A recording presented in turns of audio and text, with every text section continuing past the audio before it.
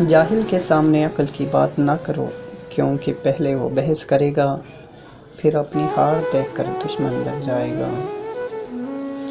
کچھ لوگ جب روتے ہیں تو اس لیے نہیں کہ وہ کمزور ہوتے ہیں، بلکہ اس لیے کہ مضبوط رہتے رہتے تھک جاتے ہیں۔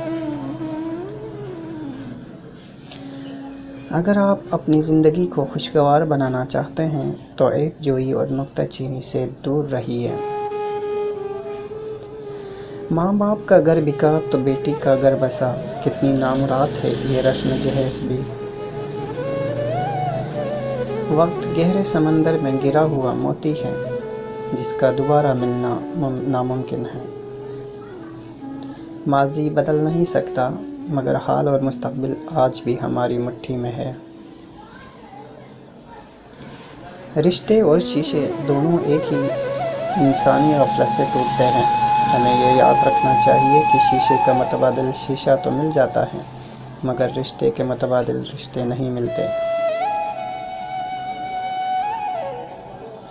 انسان سب کچھ بھول سکتا ہے سوائے ان لمحوں کے جب اسے اپنوں کی ضرورت تھی اور وہ دستیاب نہیں تھے۔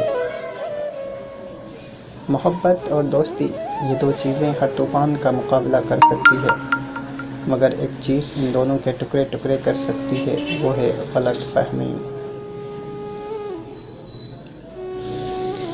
پریشانی حالات سے نہیں بلکہ خیالات سے پیدا ہوتی ہے۔